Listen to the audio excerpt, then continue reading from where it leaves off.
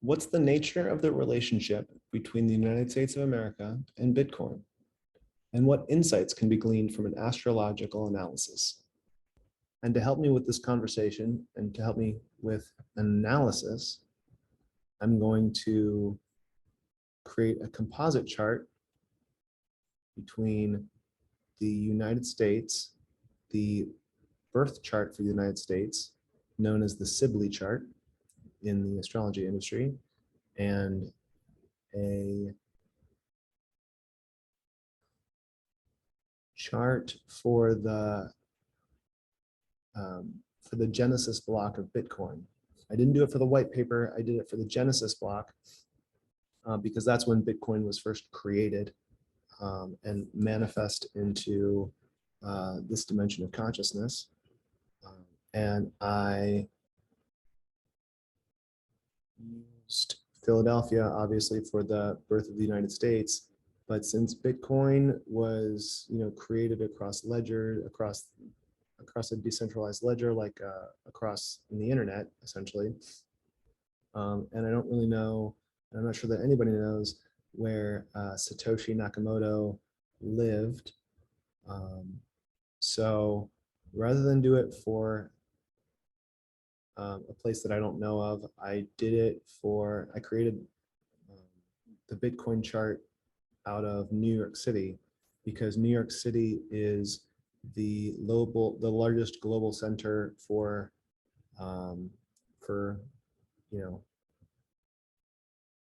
money management and for financial development in the U.S. economy.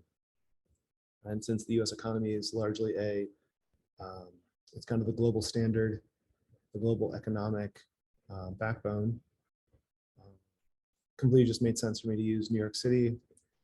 And so the only things that would change if it was a different city is the orientation of the planets in the houses. So the signs wouldn't change and the aspects wouldn't change. The aspects of the planets to each other wouldn't change because the Genesis block is the birth time in New York City is that's when the Genesis block was minted wherever it was in the world, but central to New York City, so to the East Coast, and then specifically New York City. So that being said, the rising sign of this chart, of this relationship, meaning the eastern horizon, the point that consciousness exudes the chart through, is that third degree of Pisces. And the third degree of Pisces is it's about concentrating organic activity within the wisdom of alliances. And within that, there's a tone that the relationship needs to work for the individuals. Like the nature of this relationship is fundamentally about self-protection, and the nature of the relationship within which the rest of the planets and points operate is about the individual making choices for self-protection because they believe in the potential of its indestructibility. And so when we're thinking about indestructibility and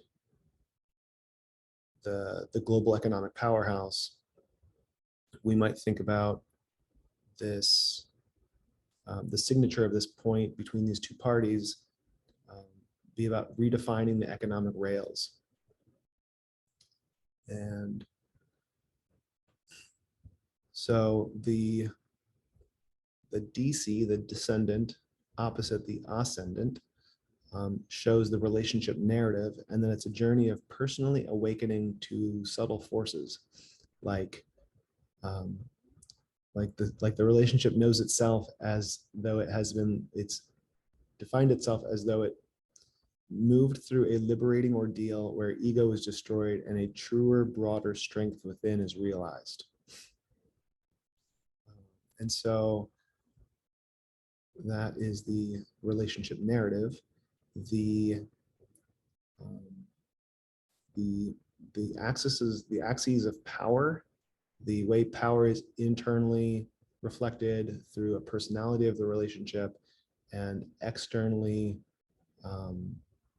shown in the collective domain, shows that the themes there is that it's perpetuating the spirit of struggle for power, grounding into the irresistible dynamism that opens humanity up through new dimensions of reality via projections of innocence.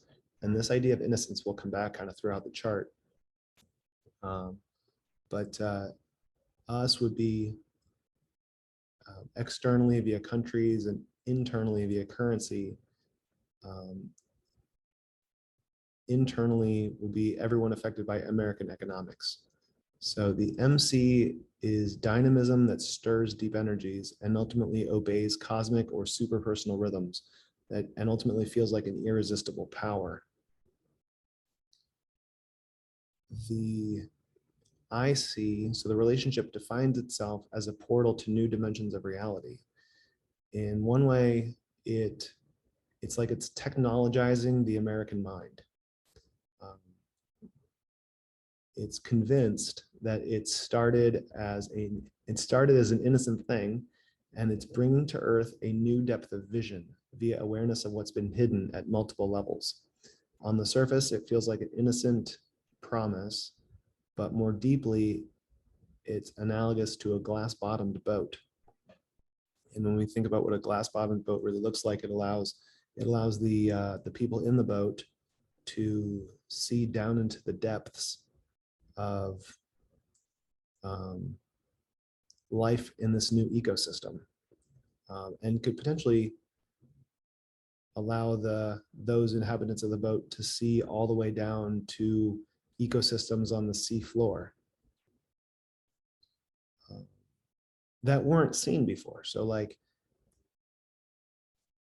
it's like there's like a new penetrating sight into the depths. That's why I thought individual exposure, this theme of exposure, or there is at least there is a theme of exposure.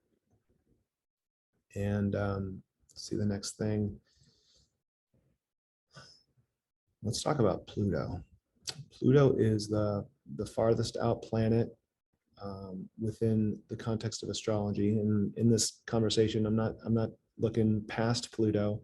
I know there's a bunch of there's dwarf planets and Kuiper Belt objects and those various bodies outside of Pluto, and there are some inside of Pluto.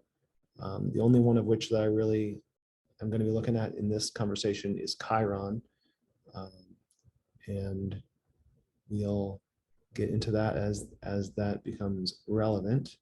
But first, let's talk about Pluto. Pluto is at 1427 of Capricorn, means it's in the 15th degree that's developing. And that 15th degree of Capricorn hints to the need to free the original ideals of a culture from its trauma response to economic instability. A habituated or procedural domination born from the collective historical perspective of economic instability. Selfishness, greed, and blind ambition are examples of that. And economic instability whose power can produce social conditions that endanger the health and spiritual unfoldment of a community generationally, i.e. like through its children. It suggests using tender care and skill to neutralize the destructive tensions of social living, aka selfishness, greed, and blind ambition, like I mentioned. The opposite point of where Pluto is in any chart helps to ground the energy that ultimately otherwise burns off in an alchemical fire. Is Cancer, 15 degrees, and that calls for materializing the spiritual, and suggests that turning to superficiality is the negative or destructive path. So over the next 8 to 10 years, as we move towards this, the year 2030, I think an important thing to remember is that more toys is not the answer. More toys is the shadow. And what maturity looks like is accepting or choosing or materializing the concept of fulfillment via disciplined work. And as a kind of more broadly, the theme of asceticism comes to mind. So being dedicated to what you're dedicated to, rather than just like flitty, shiny things. And so from Pluto, we have a bunch of aspects to all the other planets that help to show us dynamics of how these different energies are going to be playing out. But from Pluto, we have waxing squares from an applying square sun, 89 degrees ahead in the 14th degree of Aries. And we have a separating square from Jupiter, 94 degrees ahead, and one's applying to the waxing square and one's separating from the square from Pluto.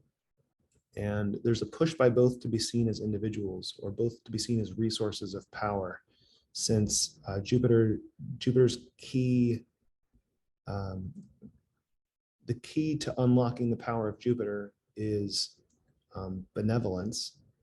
And so we could say that those resources of power will be powered by benevolent insight that transcends attempts at justification. The sun projects growth beyond alienated adolescent frustration through subtle cosmic order of centralization and freedom through the looking glass of perfectly organized rhythmic living by emphasizing ritualized polarization of relationship. Suggests moving beyond the ability to transform a natural lack of potency into poise and natural serenity, like a dignified inward withdrawal, and suggests living rhythmically between those polarizations, and like via like oscillations of power, and calls it a path between instinctual, and suggests there is a path between instinctual involvement, just being involved because you instinctually want to be involved, and being indignantly withdrawn. Like, I don't want to participate because I don't want to participate, just because no, right? The sun is technically conjunct Jupiter. It's less than 4.5 degrees applying to Jupiter. And this suggests that the value of a dignified inner withdrawal to rhythmic living, and the wise management of potential, that in order to expose new dimensions of interorganization. And this hints at the massive grouping in the first quadrant in the first two houses in Pisces and Aries. But I wanted to talk a little bit more about a few more of the outer planets before we go talk about the grouping in the first quadrant. So from Pluto, we also have, from Pluto, we have the moon at 62 degrees ahead, which relates to the idea there is that relationship character is discovering its own innocence, like delicate fluidity, developing a desire to reach beyond the known and create transformative discoveries that support and preserve future generations. Mars is a little more than 74 degrees ahead of Pluto, and that is about asserting or focusing discovery of new technical approaches to this complete cultural transformation. And Jupiter is 94 degrees ahead of Pluto, which with the keynote to of mastery of the will to move in a new direction where the outcome is unknown. And the shadow is attempts at self-justification.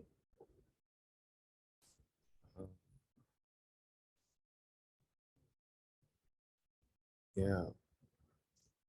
Like, like, um, you know, don't don't use cryptocurrency. Use use um, the national denominational currency because that's the country that you're from and because that's what you're supposed to do. So whatever, it's just an example of a self-justification. Um, so let's keep moving on. So let's look at, we looked at the cross of Dharma, the personality points through which the rest of the planets operate.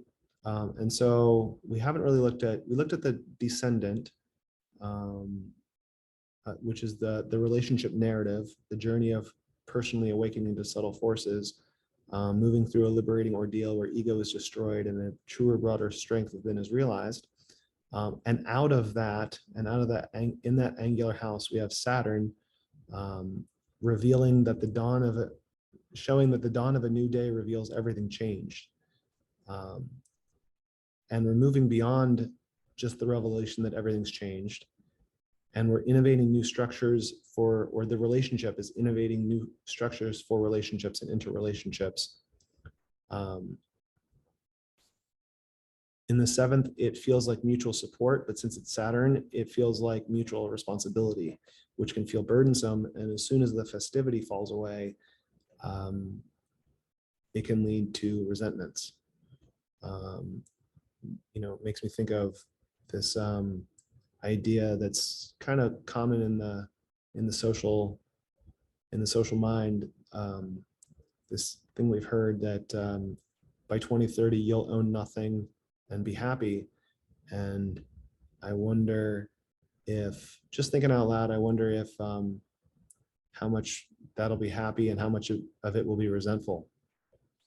Um, Saturn in phase to Pluto calls for either radical solutions or radical outcomes, and relates to Sagittarius 19 degrees, which means it's about survival of the species. Um,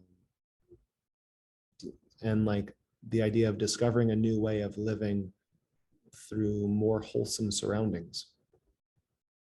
So maybe this idea that um, crypto looks clean, it looks more wholesome, it looks less corrupted.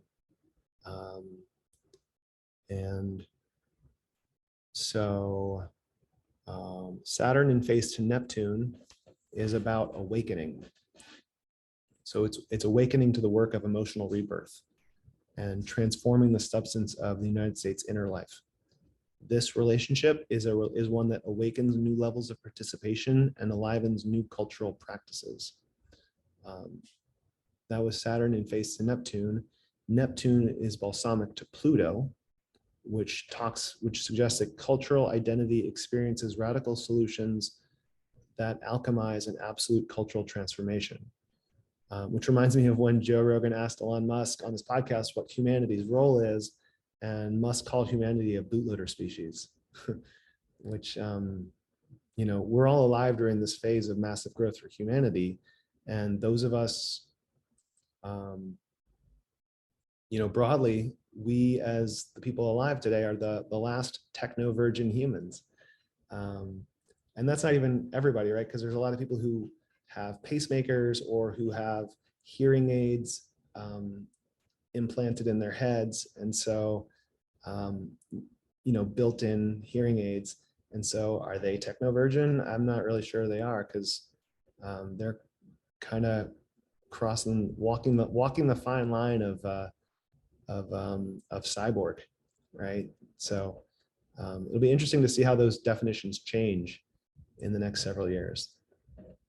And so we have, I said Saturn in phase to Neptune already, that awakening phase, the work of emotional rebirth.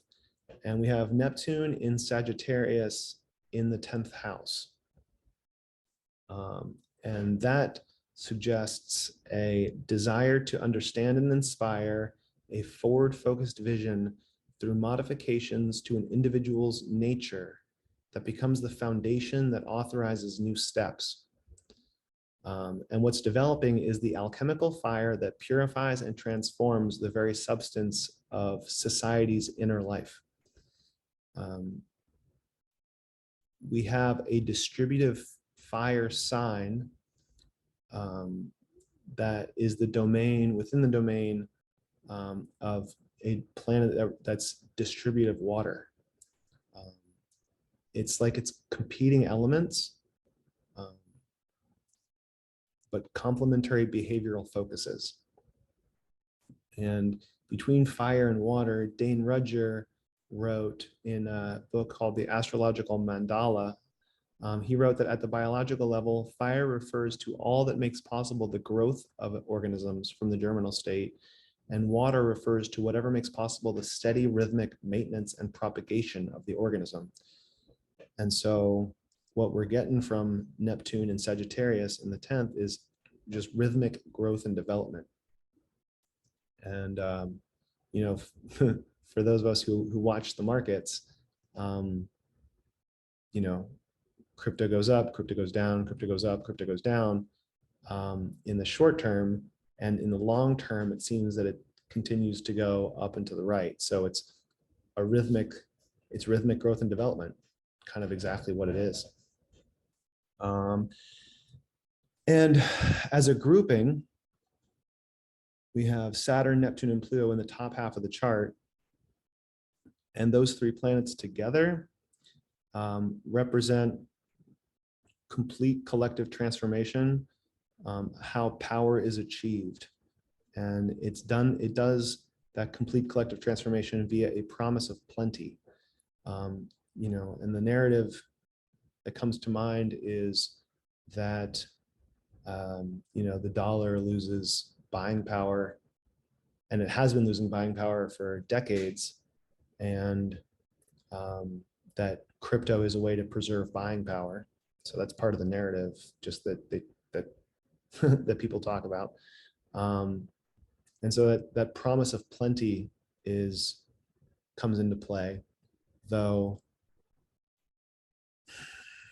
promises are just promises. It doesn't mean that they're actually what happens. So we'll just kind of move along from that. I want to talk more about Pluto and these aspects of planets from Pluto. We already kind of talked about Pluto in the 15th degree is about the need to free the original ideals of a culture from its trauma response to economic instability, which is kind of like right on point in my opinion. We have the moon being 62 degrees ahead of Pluto, or in the 62nd degree ahead of Pluto, which corresponds to Gemini 2 degrees, which suggests that the relationship character is discovering its own innocence. It's developing a desire to reach beyond the known and create transformative discoveries that support and preserve future generations. Mars is 74 to 75 degrees ahead of Pluto, which is about asserting or focusing discovery of new technical approaches to complete cultural transformations.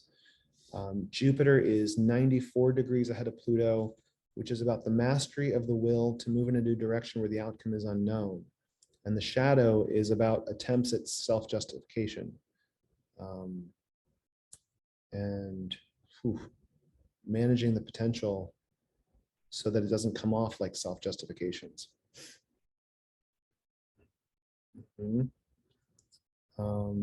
Now, let's go over and talk about this massive grouping in the first house, or in the first quadrant. We'll start with this idea of the morning moon, which I thought was really interesting. So you can see that the moon here in the 16th degree of Pisces is about 28 degrees balsamic to the sun. And so as the Earth rotates as it is clockwise on the astrology, on the zodiac wheel, the the moon is going to rise before the sun, and the moon is going to it's going to be lit up a little bit as like a morning crescent moon that's fading away. And that morning moon in the balsamic phase, the keynote idea of this is our physical energy is necessarily as low as our psychic energy is high. We're at a threshold, ending one cycle while anticipating a new one around the corner. We might want to get into motion, but our bodies are tired, our clarity and focus wane, like the balsamic moon herself, rising thinner and fainter each morning until she eventually disappears altogether, lost in the sun's glare. Moonrise comes in the pre-dawn hours when most of us are sound asleep, in the theater of our most vivid dreams. Right brain processes are at their peak this phase, having gathered momentum since the full moon. Instinct and intuition are high. Rest is imperative. Even during waking hours, we work in balsamic much as we do in dream time, when the subconscious sorts and catalogs our experience, when it struggles against or integrates conflicting impulses, clearing our residue of feelings and receiving messages of guidance. And the link is down here underneath this quote for the actual article where I got that. And since the moon is also in an angular house, it's felt intensely, or existential intensity on top of that ascendant. And so now let's go over and talk about more things in this first house. So in the first quadrant. So the morning moon, or the moonrise position, it's 28 degrees from the sun, which I already mentioned. And Mercury is just past the 28th degree of Aries in the beginning, off the beginning of the cycle.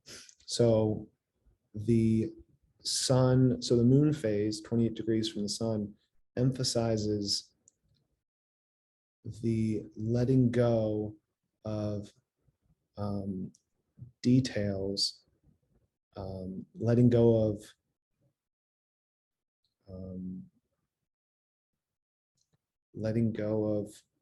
things that didn't materialize during the phase, during the phase of this moon, during the lunar phase. And Mercury is all about distinctions. It's either this or that. And so the distinction and the awareness of what's being let go of, and the clarity to move forward with the distinctions that are newly acquired, is even more strongly emphasized by Mercury being about a half a degree behind Uranus. So it's technically considered balsamic to Uranus. And so like distinctions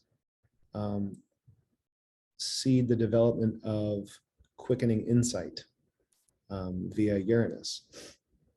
And so Mercury is conjunct Uranus, which is also conjunct Venus. And the idea there of this conjunction here is that potential is maximized through the effective use of individualized power. So it's how the resource enables, verifies, and validates individual power, empowers the individual. Functional emerging power suggests listening to inner voices of a cosmic order that can both either or illumine or shatter. So things can kind of go either direction, and it's probably an individualized experience of whether paths are illuminated or paths are shattered. There is mutual responsibility through liminal attunement to the cosmic order. This new sense of beautiful clarity basically devours everything. It validates itself by working everywhere, and it works everywhere because it's validated. the partnership matures into a grander expression of cultural creativity. It's like the destiny of the nature of the relationship is to represent an ideal technology, not because it is a technology, but in the sense that it's systematic and can represent a level of mastery. It requires wise management of the constructive and destructive potential in this relationship. So there's both constructive and destructive potential, and it really requires it be wisely managed. The overall pattern, of this part of the chart, where we have Jupiter inside Mercury, which is conjunct, inside and conjunct Uranus. And when I mean inside, I mean closer to the sun. So Jupiter is inside Mercury conjunct Uranus, and Uranus and Jupiter are both inside of Venus.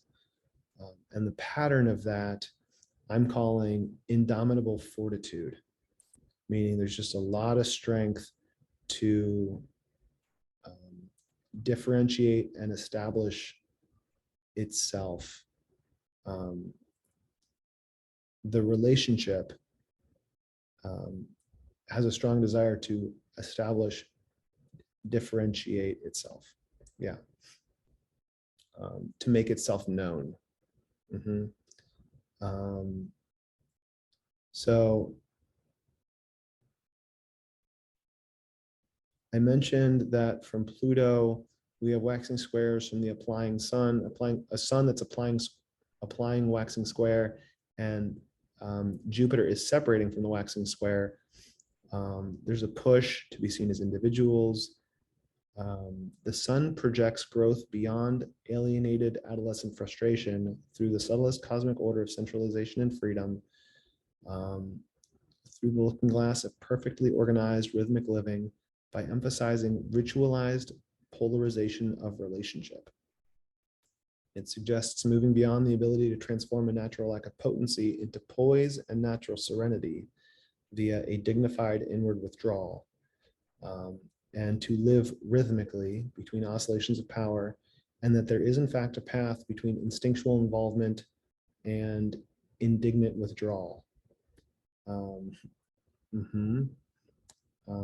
And so we've talked about Neptune, we've talked about the sun conjunct Jupiter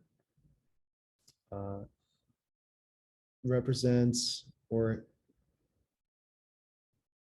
consolidates the energy around the value of a dignified inner withdrawal to rhythmic living. So we keep talking about this idea of rhythmic living, and that requires the wise management of potential.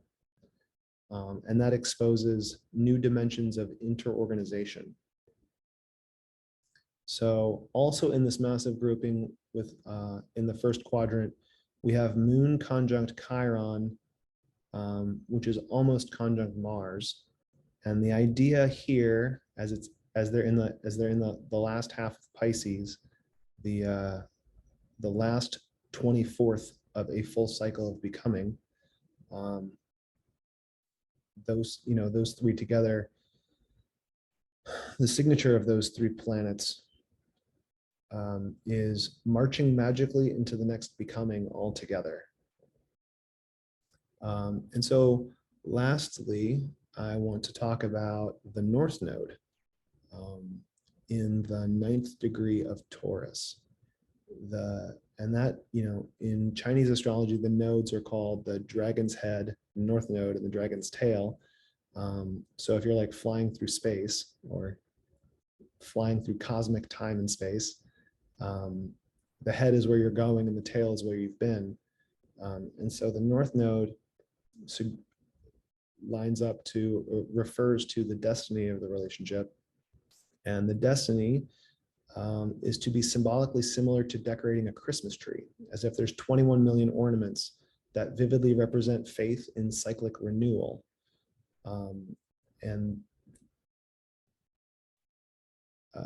shines on the ability to create inner happiness during dark hours. And I might add that despite the potential for manipulating what's perceived in the darkness, right? Just because it's dark and you can't see it doesn't mean that somebody else gets to necessarily tell you what's there and that you should be compelled to believe them. And that kind of circles, for me, that kind of circles back to the idea of the asceticism that we talked about at the beginning with Pluto. Not just like I was saying, more toys is not the answer.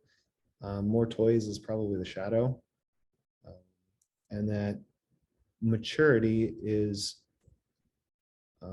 accepting or choosing or materializing the concept of fulfillment with disciplined work. So it kind of calls us each individually, me particularly in this moment, to like really think about what is my personal work to do. And so I might, if you feel like fielding that conversation, if you feel like fielding that answer, I'd love to hear it. What is your personal work to do besides just what you're told to do? And if you have an idea, or if you have something to say about that, I'd love it if you commented or put that in the show notes, and let me know, because I'd like to hear what other people are thinking their work is. And so I want to talk briefly about the signature of the shadow, which kind of relates to what we were talking about. Despite the potential for manipulating what's perceived in the darkness, right? So the shadow could be giving up and watching yourself bleed out. So that might look like the overgiving of authority. And so between the United States and Bitcoin, I might ask both parties, what does a balanced relationship really look like? And so the title of this relationship, in my opinion, is instinctually exposing ecosystems to interchange that stabilizes authority. So I'm not, this title, this theme of the chart doesn't really talk about whose authority, or whose ecosystems, or who's involved in what, and what's involved where, yada, yada, yada, just instinctually exposing ecosystems to interchange that stabilizes authority. If you have questions about anything that I've talked about, or if you notice that I didn't talk about anything that's that I took notes on that's on this page, let me know in the comments. And if I didn't do a good job, maybe I'll do it again. But I've done this 7 times now with different practicing it, and so I think I'm about ready to hit print. And would love to hear what you guys think. And if you have ideas for, you feel excited about another article or another kind of relationship that you'd like to see discussed or analyzed via astrology, please let me know in the comments, and I'd love to hear that, and I'd love to do that work for everybody. So that is all I have for you today. Thanks so much, and I look forward to seeing you on the next episode.